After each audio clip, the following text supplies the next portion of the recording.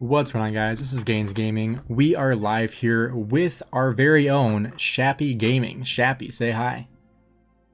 What is up, Gainz? How's it going, Gainz Group? What are you Dude, guys up to tonight? it's been so weird not being in the same kingdom for how long has it been now? A couple months? Oh my god. Yeah, it's been pretty bizarre. I definitely miss having you around, if only to bail me out in fights and give me res, but it's also fun to commiserate occasionally. And as I feel like it's mostly the resources that you miss. Me loading you up every KVK. I mean, I'm notoriously a bad farmer for my farmer stats, so it's okay. We're not all great here. Room for improvement. But today we have a couple different topics, and then Shappy is actually going to be live streaming after this. We'll be rating him. I'll be joining him in that live stream as well. But the first topic we're going to be covering in this video is Imperiums versus Low Seed. What is better to play in? Now, I am in an Imperium KVK or Imperium Kingdom of 1846, and Shappy is in an A Seed Kingdom. However, he has played in C Seed Kingdoms before, so we're going to get a little bit of knowledge from him on what it's like to play in that lower seed KVKs. So, Shappy, what are your initial thoughts, like Imperium versus Low Seed? Oh man. So I've been playing Rise of Kingdoms since 2019, and I remember way back when, right, being an Imperium meant you were a badass, right? That was like the goal. That was what you aspired to. And it was less of a issue when you hit Imperium. Nowadays, when you hit Imperium, it's like, ah, crap, we got to get out of Imperium. But back then, it used to be like this badge of honor. You hit it and you're like, yes, we did it. That's changed a lot over time. And I started in 1304.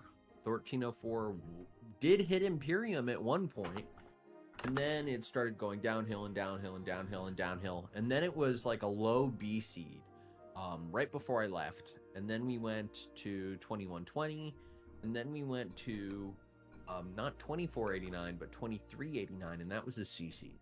Now I'm back in 3265, which is an A seed. And the combat is very, very, very different between all of the different tiers. So in Imperium KVKs, right, you end up with some really insane battles that can last a long time, or in some cases, not last a long time. Cough, cough, 2489. But in A seeds and below, you typically won't see that. Especially as you get down to like the B and the C seeds, your Kingsland battles could only be just a couple hours. And the advantage of being in those tiers is there's a lot fewer mega whales. If you're a mega whale, you get a ton more kills. But you also have to be online, right? If you're a mega whale with 300 million power and you're not online, you've totally screwed your kingdom. So those are just some of my early thoughts. I mean, Gainz, what's your experience been? You've been mostly in A Seed and Imperium Kingdoms. I know you've had some pretty wacky matchups over the years. Yeah, and I feel like that's one thing that's gotten a lot better in recent months, I would say, is KVK matchmaking. Because before, when you were bloated in power in an A Seed or an Imperium KVK, like the matchmaking was just awful. Either you had a decent matchup or you had a bunch of people that weren't even going to fight. And, you know, our time in 1079 being Imperium, we did struggle with that a couple of times. Where we were like the top dog and we were expected to carry the entire KVK. And then you're like, oh, I have no allies to help me out. And now it's like a 1v4. So I feel like matchmaking is definitely better. And kind of like what Shappy was saying, in my experience, I've mostly been in upper seed kingdoms.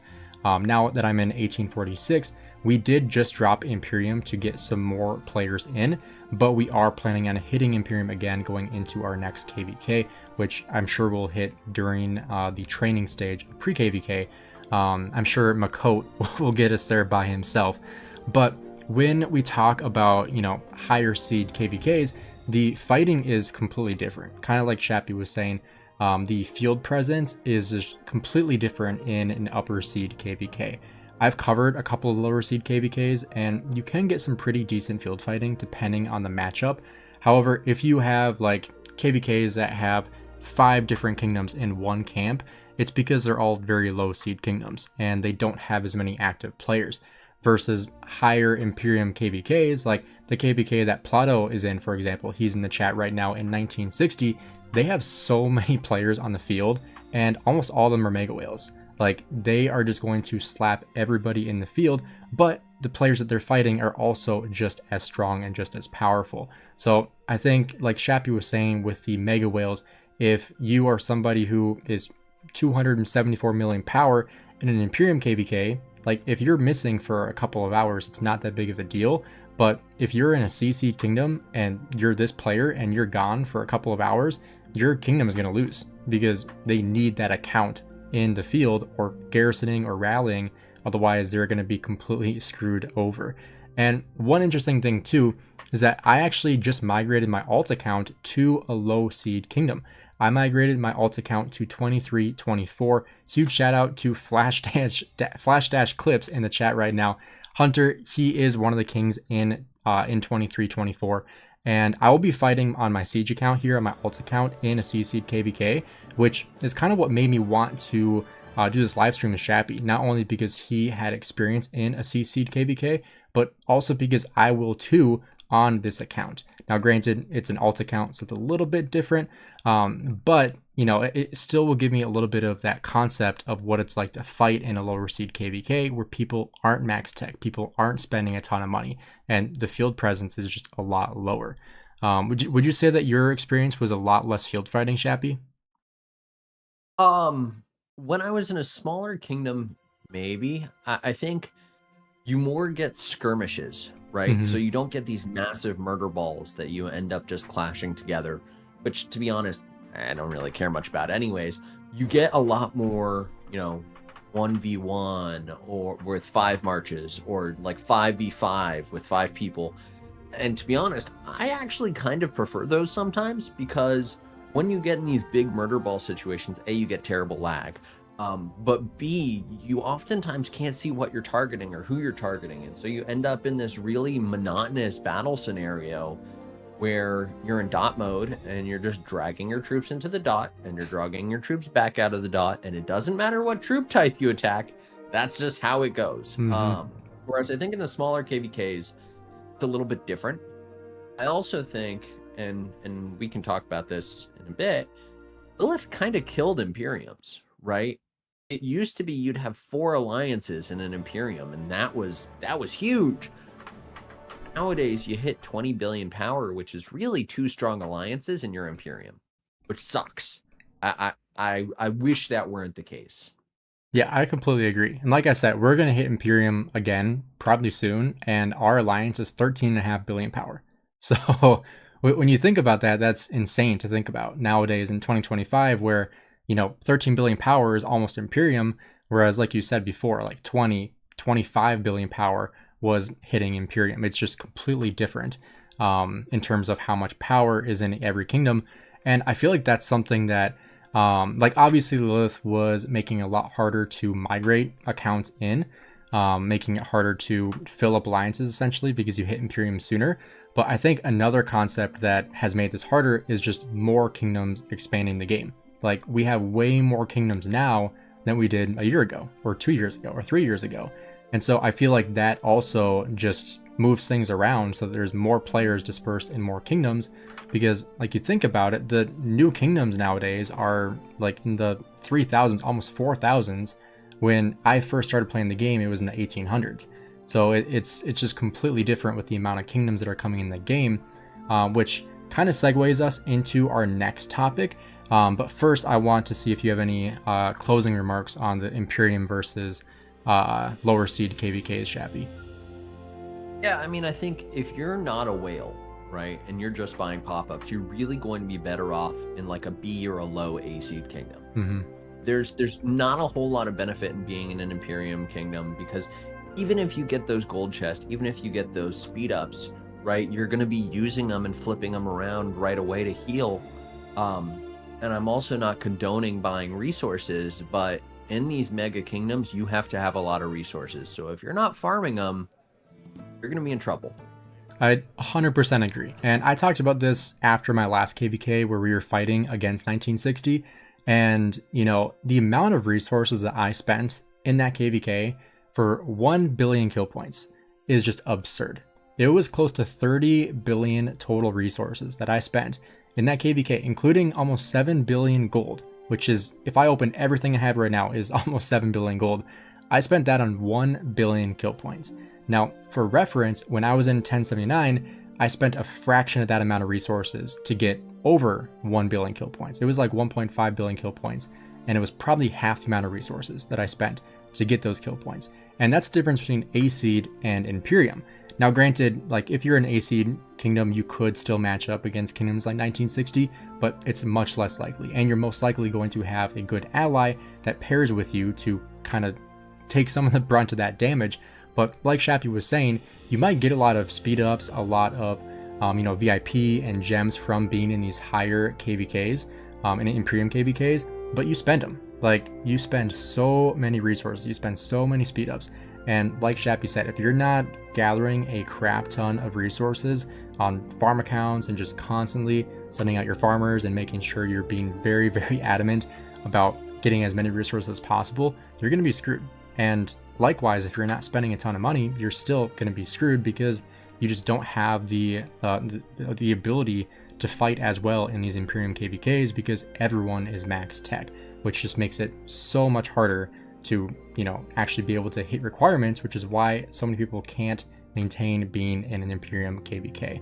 So I would say that if you are somebody who is not a high spender, you're somebody that just casually plays the game, maybe does pop-ups, maybe spends a little bit here and there, but you're not really like trying to be a garrison, trying to be a rally leader, like you're probably not going to be best fit in the Imperium Kingdom. And that's just the reality of it. Like, everyone has their different spot, and you certainly can be a low spender, a free to play in an Imperium KVK, but it's going to be a lot harder, and you're not going to be able to have as much power as you want to because your requirements are just going to be a lot higher the higher amount of power you have. So for most players, Imperium is just out of reach unless you're somebody that is going to be spending, or somebody that's going to spend a ton of time having a ton of farm accounts, which for me, that's what I choose to do.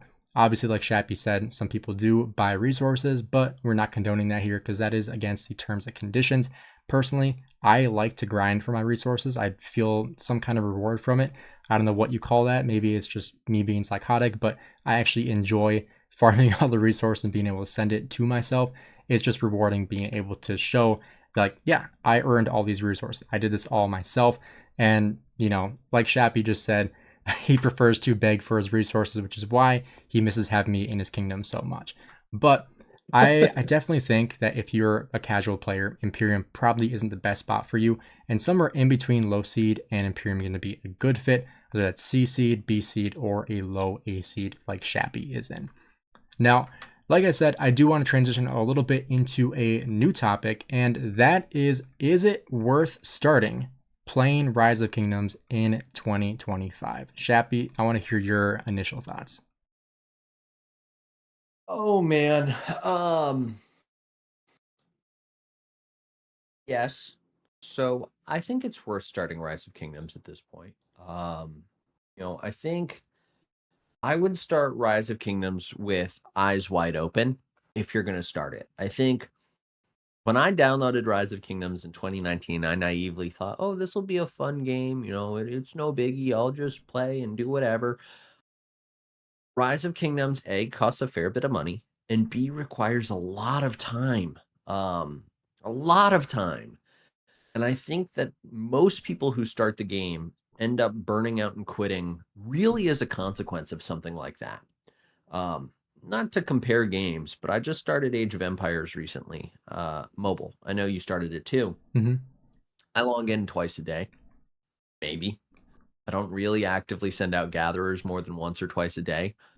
That's it. There's no farm accounts. There's no concept of farm accounts.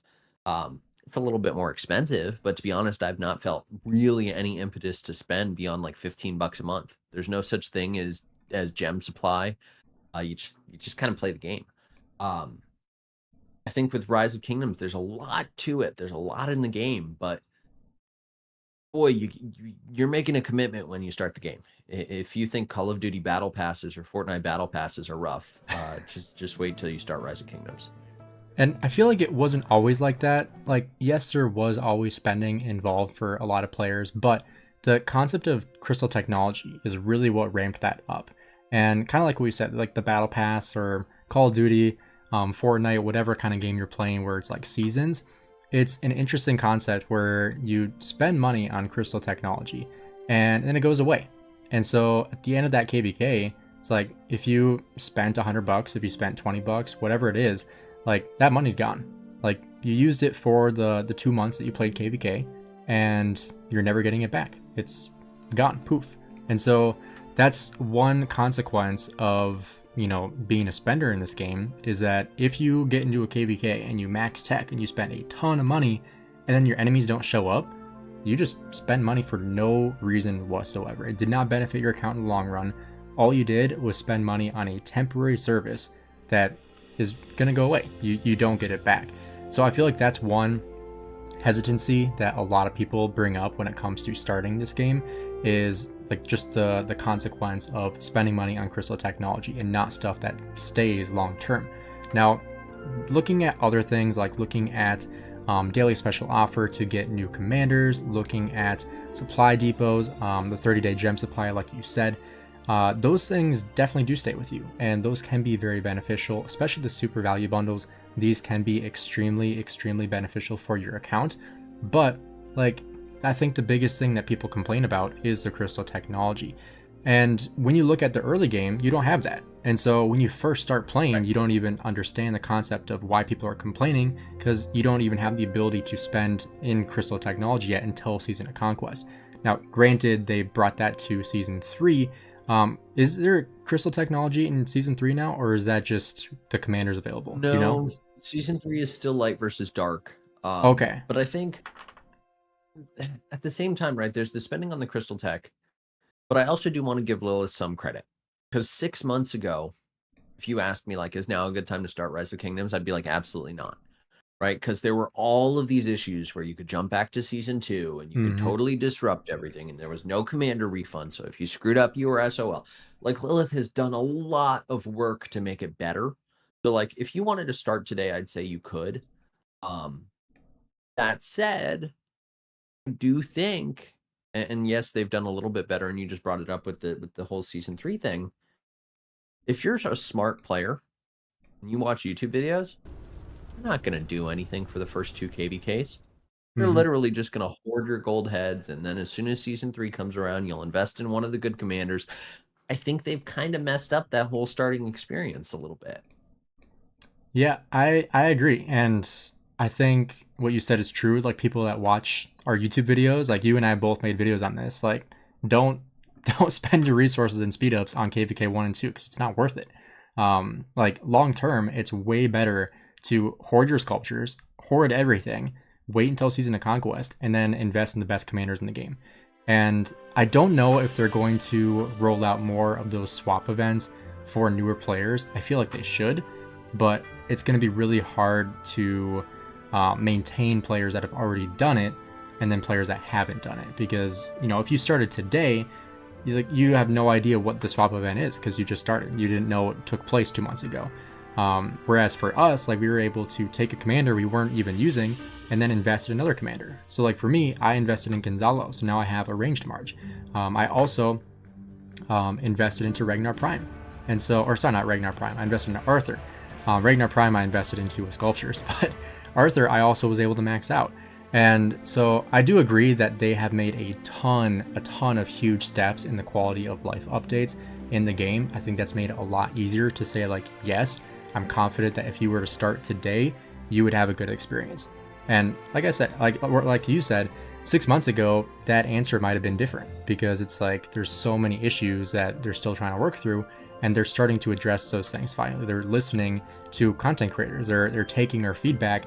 They're taking our audience's feedback. They're taking surveys, and they're implementing these changes in the game that are all quality of life updates. And I definitely think that's a huge step forward. Would you say that the early game has been better off without that migration, or do you think it's still kind of a slow part of the game where you're just waiting for Season of Conquest? I think both. I think you'd see a lot of people fall off when season two rolled around because you'd get people who'd migrate back, and even the whales, right? The early game whales would get screwed over by the people who migrate back. Whereas I think that's not happening anymore. I do wonder though if you are seeing a fall off as soon as you enter Season of Conquest. Because like even my kingdom, I'm in 3265. Our natives are really slacking in terms of like commanders and equipment and all that good stuff compared to someone like me who's been playing forever. I'm in that same kingdom. It's a younger kingdom, and these are the kinds of problems that we're facing. So, it's interesting. I think there's still a little bit of work to be done.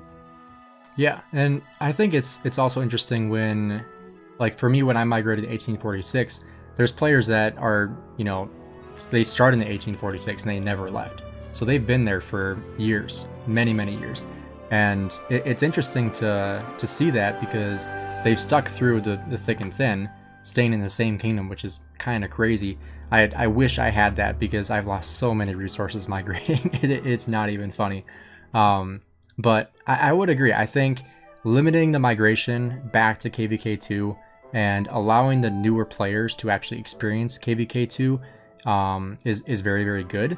However, I think the jump, like migration projects, can also influence the game very, very negatively because you have players that know exactly what to do. They watch YouTube videos, they understand the concepts of the early game, they understand how to overthrow a kingdom with a ton of people starting at the same time. Do you think that they should try to get rid of these jump groups, or do you think these are somewhat beneficial to the game? Oh man. A lot of people like jumpers. And I think the reason that a lot of people like jumpers is because they get bored.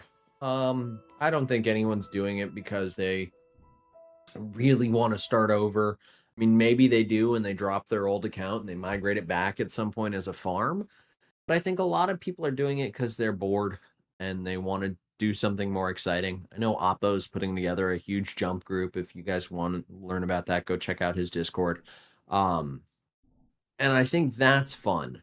I think where you do run into trouble is less about the jump, but more about these people who come in and they poach these kingdoms that just come into season 3 or just come out of season 3 into Season Mm-hmm. of Conquest. Because then you do really end up with people coming in and overthrowing king and taking over, and you kind of get like this bad piggy situation. I do You don't remember hear that. about it all that much, but it happens. King Schmuck has been making videos about it. Yeah, Um, that's true. If you guys are unfamiliar with is it Bad Piggy, right? Bad Piggy and King Schmuck, both are the drama creators. Yes. Yeah, if you guys are unfamiliar with them, I would highly recommend to go check out some of those videos. They're very, very entertaining. They took over kingdoms, and it's sad because I've been on the receiving end of that, so I know how much it sucks. And it's easy looking at from the outside looking in and being like, oh man, yeah, that sucks. A ton of people got their accounts destroyed. But I've been on the receiving end of that, so I understand the point where you're like, oh well, I just lost everything. I'm gonna quit now. And so that aspect of jump groups and taking over kingdoms, I really don't like because it does ruin the game for a lot of people. And I remember like when there was a jump group of mostly Korean players that migrated to my kingdom 1812 when I first started playing the game, and they took everything over. They zeroed every single account that wasn't in their group. They had like 3 Krakens, and they just zeroed everything. And I almost quit the game. I was like, well, I have no troops. I don't know what to do now. And thankfully, the game actually gave me like a migration thing because I was still kind of learning the game, and it gave me the ability to migrate my account. So like, oh, I can do that. I can just find a new kingdom and find new people that aren't gonna destroy my account. And so that was nice. But knowing that other people get their accounts destroyed in the early game, I think there is still a lot of work to do. But if you are somebody that is considering doing a restart or considering starting the game, if you're someone that doesn't even play Rise of Kingdoms and you're just watching this being like, oh, maybe I'll check out Rise of Kingdoms and see if I enjoy it. I do have a ton of beginner guides that you can check out on my channel. My best performing video is actually a beginner guide on gaining power and starting the game. So if you are somebody that is trying to get into playing Rise of Kingdoms and trying to figure out how to get started, that is a great video to check out to really set yourself up going forward. But Shappy, if you were to tell somebody that's thinking about starting playing Rise of Kingdoms, what is your top thing that you absolutely love about the game that keeps you playing 5+ years down the road? Oh man, I think it's the community, and I think it's that the game continues to grow. That's what keeps it interesting for me. I think, especially as a content creator, I'm always looking for new opportunities to see things that are growing or approach things in a different way, especially given that when you're in the off season, things can get a little slow. I think that's what keeps things exciting. If they stopped innovating, or if something happened to the community, I would be really bummed. But I think both of those things really make this game special. Yeah, I agree. And I think the community aspect is something I always bring up. I made a video not too long ago about why I still play the game. And that was my number one thing, is I love the community aspect. Almost even more so with the content creators. I feel like content creators for Rise of Kingdoms, all the sponsored ones, are extremely supportive of one another. It's honestly very, very refreshing, considering we're all kind of competing for our views on similar topics. Everyone is very supportive, and in every single kingdom, you're going to find friends. You're going to find people that you enjoy talking to. A lot of people are very active in Discord as well. So, you know, I'm still talking to people that I'm not even in the same kingdom as, like Shappy, for example. We still talk almost every single day, even though we're not in the same kingdom. And so I think the community aspect, if you are looking for a game that is going to help you build and foster a community that you're going to make very, very good friends in the game, it's a fantastic way to meet new people. And honestly, migrating to new kingdoms, it's the same thing. Like, meeting new people in new kingdoms is another reason why I continue to migrate. And I'm very happy in 1846. But I'm still friends with people in 1079. I'm still friends with people from my previous kingdoms. I think it's just honestly a fantastic game from the community aspect.